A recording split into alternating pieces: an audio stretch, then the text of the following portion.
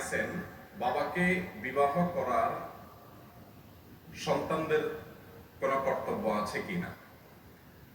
দরকারি প্রশ্ন ভাই। বাবা কিংবা মা দুনিয়া থেকে যদি চলে যান, তাহলে সেক্ষেত্রে সন্তানদের উচিত বাবা মার সব দিক খেয়াল করা। মা মারা গেছেন, বাবা নিঃসঙ্গ হয়ে গেছেন। আমাদের সমাজের সাধারণ চিত্র হলো সন্তানরা বাবাকে বিবাহ করানো তো পরের কথা, বাবা বিয়ে করতে চাইলেও সন্তানরা সেটার জন্য শত রকমের বাধা সৃষ্টি করে।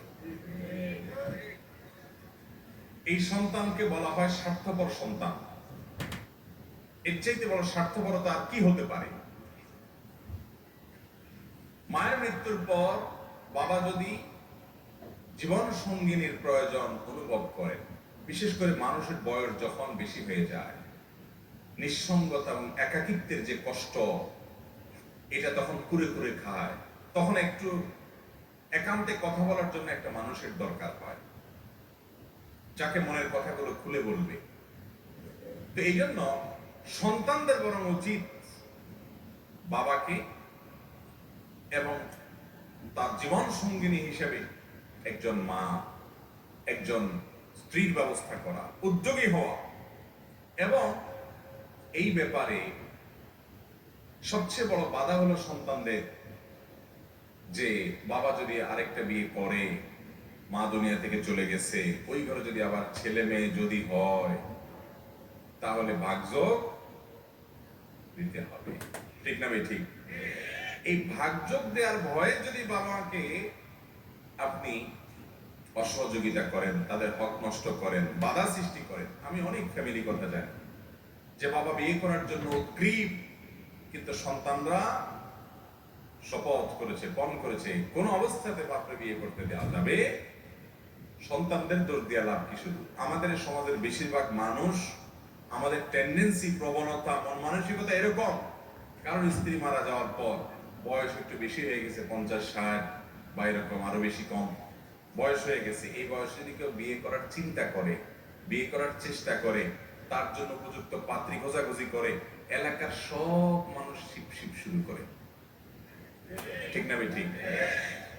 বলে কত খারাপ মানুষগুলা এই বয়সে এসে বিয়ে করার চিন্তা করতেছে।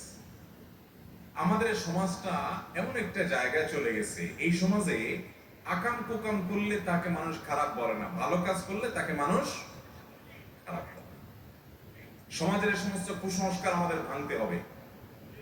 বিশেষ করে তরুণদের এই ব্যাপারে আরো বেশি সচেতন হতে হবে।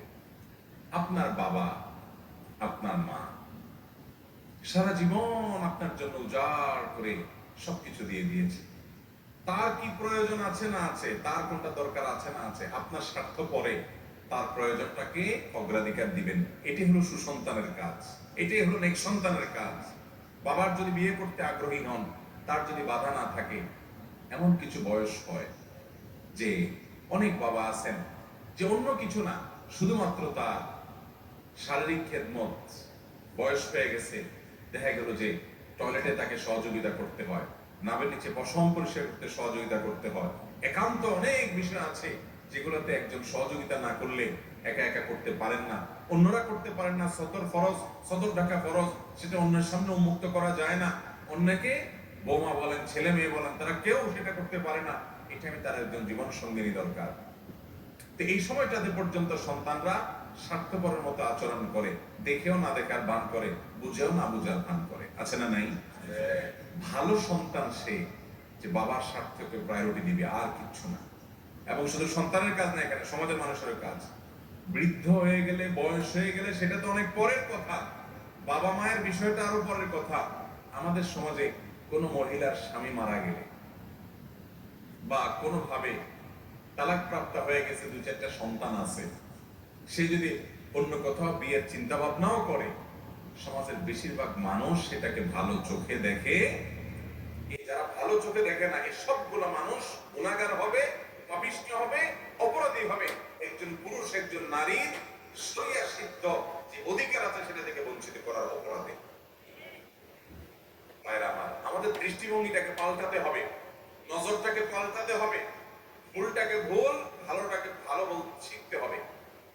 কোন নারী তার স্বামী মারা গেছে অথবা তালাক হয়ে গেছে, 2, 4, 5টা 7টাও যদি বাচ্চা থাকে, তার বিয়ে করার অধিকার আছে না নাই? শুধু আছে তা নয়, বরং তার চরিত্রের হেফাজতের জন্য বিয়ে করা কখনো কখনো ফরজও হতে পারে। কিন্তু মুখ খুলতে পারে না এই সমাজের মানুষের ভয়ে, মুখ খুলে বলতে পারে না।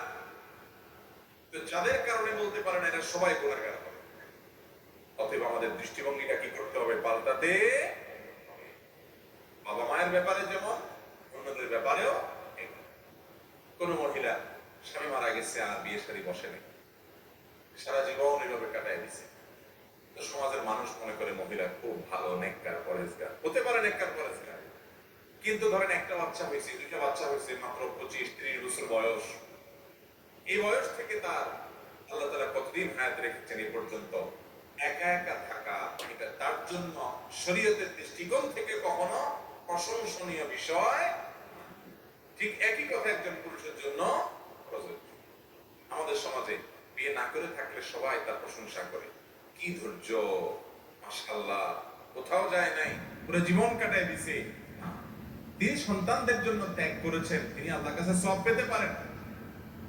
কিন্তু তাই বলে আমরা এই সমস্ত কথা বলে তাকে তার অধিকার থেকে, তার প্রয়োজন থেকে তাকে দূরে রাখার কোন সুযোগ ইসলাম রাখে নাই। এই জন্য তালাকপ্রাপ্তা মেয়েদের ব্যাপারে, বিধবা মেয়েদের ব্যাপারে এবং স্ত্রী মারা গেছে সে সমস্ত পুরুষের ব্যাপারে, বা স্ত্রী কোন কারণে ভেঙে গেছে, চলে গেছে, তালাক হয়ে গেছে এই সমস্ত পুরুষদের ব্যাপারে আমাদের দৃষ্টিভঙ্গিটাকে উদার করতে হবে, ব্রড করতে হবে। সংকীর্ণ চিন্তা করলে আমরা গুনাহগার হব।